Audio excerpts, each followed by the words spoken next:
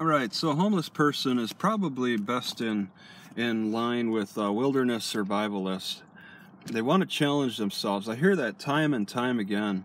These homeless people want to challenge themselves. I heard of them telling me that, male or female, in person, and then I've seen it on videos too.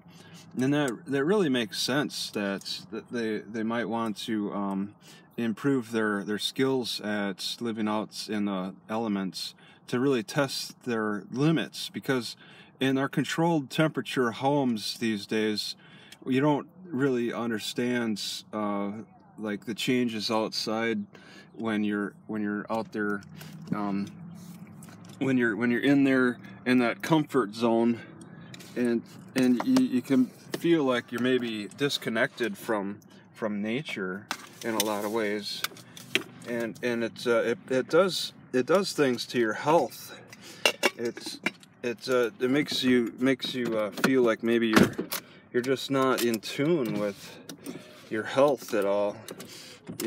You're trying to live. Maybe it causes depression without the elements of the climate affecting you, because you keep yourself stuck indoors. A lot of people will get that cabin fever that's stuck inside the house during, say, cabin fever seems like it can affect be a problem for people in the winter time in the Midwest, where it snows a lot, and then also in the winter time and springtime on the coast in the northern part, Oregon and Washington, because of all the rain. That rain keeps people indoors. They're cold rain. It doesn't have to freeze. It's just cold rain. Rains all the time. And be like Wisconsin, where it snows and it's cold all the time. And every so often you get a break from the cold with the temperature swings, and maybe it'll thaw out a little bit. People can step outside. You know, they talk about walking around with just a t-shirt on and 25-degree weather and stuff. It's like they've been enduring that, but to sleep out in that, to challenge yourself to do that, that's something a lot of homeless people want. All right, it's like you can't feel sorry for homeless people, because a lot of people want that, and humans have a tendency towards self-destruction anyway. People with the most money are the most dangerous, or the most destructive. All right, they'll create bigger bombs. They'll create bigger traps for themselves. All right, the more money you have, the more likely you are to be destructive, and we're all destructive in a lot of ways. We've blown up a lot of things and killed off a lot of other animals. Living in the bare minimum makes people less destructive. At least you can be assured that a homeless person's not going to be very destructive.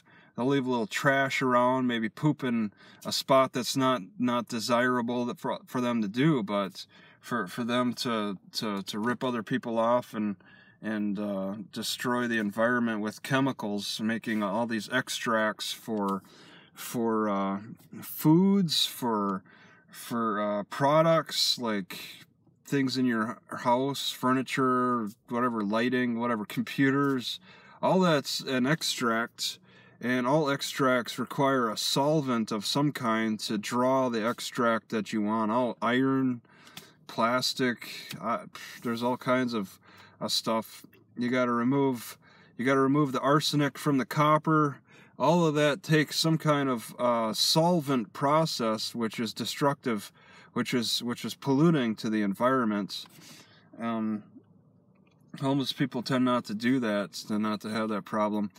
But when a homeless person is out there challenging their bodies and stuff, when the weather gets too extreme, that's it. They could die. That's the risk they take, and that's the part that's a little concerning. All right, the homeless people will be like, keep you away from them. Like when I was under a bridge trying to figure out if a homeless guy was sleeping in a tent, all I heard was, keep on moving along. They don't want to deal with other people so much. be welcome at times. They understand that they're in a lot of public areas, and that their privacy is going to get trampled on a little bit more often. But when they get to that point where there's a major flood in the area they were sleeping, or if there was a cold snap or even a heat wave, they're in trouble. That's the risk you take. That's the risk that all animals take, though. Volcano erupts, destroys a civilization. Yeah, we're all taking that risk. It's hard to feel sorry for the homeless people. For me, when I know that they're out there challenging themselves. I'm homeless and I'm out challenging myself. I'm interested in trying to get through environments. I know that I can't stand the heat, but I also can't handle the cold as well. Also, I can't handle the cold rain on the northern west coast. So that, what does that leave up? The southern half of California pretty much is the most ideal location to live the way it looks, because everywhere else experiences extremes, and it really goes in line with how they say in that one city where it had the largest Indian population, not Santa Clara, not Santa Barbara, Santa something, San something. But challenging yourself is nice. It's something you could do on a daily basis. But we're so limited in how we can challenge ourselves. We can't set up tents everywhere. We can't cook anything we want wherever we want. We can't hunt whenever we want. So these challenges homeless people are putting themselves through really are heavily restricted compared to what the pioneers were doing. Pioneers didn't have any hunting restrictions, cooking restrictions, where you could poop, where you could sleep, all of that. Everything now is so highly regulated that the challenge is really government controlled, and the challenge is more, I heard this one guy, I think he said he slept on the beach, and he was like, something about cops. He didn't want to deal with the cop. He was trying to avoid the cops. Didn't bother him or something. I'm like, he said he was sleeping on the beach. I'm like, yeah, that could be a little risky. And he's like, yeah, I know the cops patrol that area or something like that. The pioneers weren't saying that. They were talking about the floods. I'm sure the risks of the sneaker wave coming over and washing them away. But now we gotta be more concerned about the cops washing over us and washing us away on the if we wanted to sleep on the Pacific beach. There's a different survivalistic challenge involved for the homeless, and it has to do with just the neighbors, not neighbors being territorial over certain areas. People being scared to walk through a certain area because there's homeless people there. They don't know them, so there becomes more of a territorial dispute that brings the cops in to have to clear things up, try to identify everybody, make sure that there's no wants or warrants, make sure things are running peacefully, things look aesthetic too.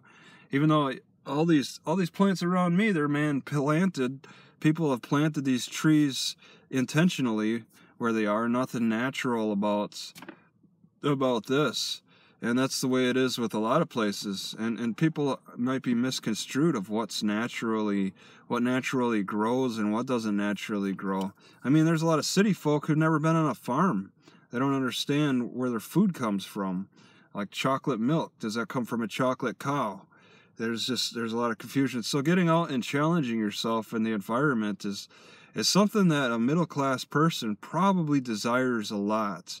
They want to do it. And to go to a paid campground with Wi-Fi and bathrooms and your exact tent location, you pay for this spot, and there's a ring of rocks for the campfire or whatever, and then the rules, you got to read the rules of respect your neighbors, quiet hours at certain times, and all of this. That's not really challenging yourself, not like what it was like back in the day.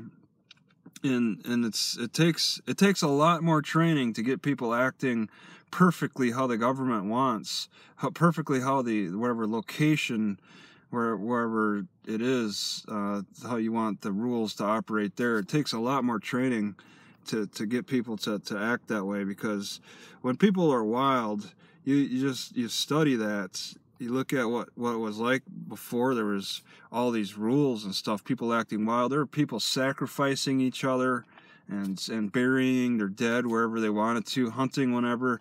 I mean, imagine going from pretty much a lawless society to today. And then you know, back in the old days, you had people that wanted to challenge themselves. I mean, I read in Lewis and Clark's account of how there was 2 Indian people of the Mandan village in North Dakota who slept out in negative 30-degree weather, and they both survived, yet the older man came back fine. Just they didn't have a fire, they just wore leather over their bodies. But the younger person lost his toes and fingers or something like that because of frostbite. They challenged themselves to the extreme. They could have died, and that's what they did back then, and that's what people want to do now. But it's so much more regulated, and it's a bit of a mentality for survival of the fittest.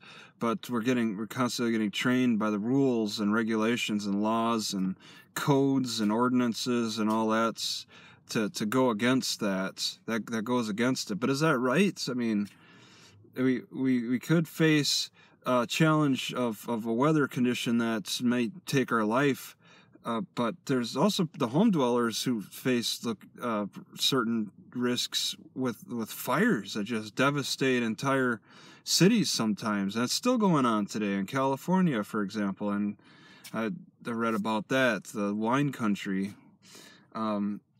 They get too comfortable in their homes, and then just they have to flee those comfort zones, and then suddenly they're left with living off of their own wits and the environmental conditions and stuff. Though some might get a hotel somewhere that is pretty nice, but I mean, if the whole community is is destroyed, then there's going to be a lot of competition for hotel rooms. Whoever could pay the most. So it's like these challenges are really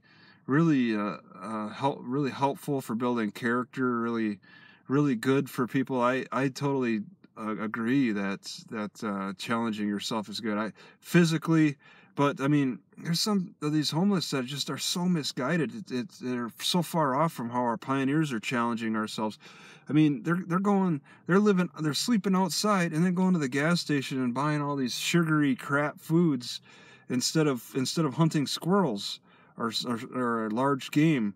They're trying to live off of sugar snacks and sugar extracts and fat extracts, and they're really harming themselves a lot, and then getting into a drug addiction too, another extract, sugar extracts, drug extracts, all of that. That's really not that's not how to do it.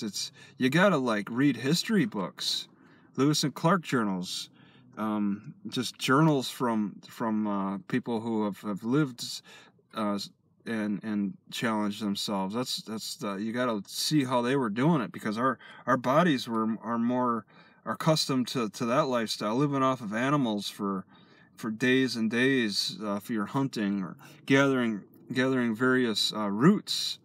Right now I'm gathering berries, but this is a man planted tree. The huckleberry, it's on some grasslands, and it's just kind of sitting there. Huckleberries, I don't think, are natural to this area, and I don't know. Right now, I haven't seen it. This is really a desert area, though. I don't know I think the Indians are gathering roots still, some kind of special roots, and that's something that their ancestors or the local people would know. The local food gatherers would know more about, but they did go through periods of starvation. That's a way to challenge your body too, not just environment, but also just for lack of food. That's another way to challenge yourself. And a lot of the homeless people today really don't have those challenges. All right, they're digging through dumpsters. Is that really challenging yourself? it's a misguided challenge that's going on today with the homeless people. I'd leave it at that.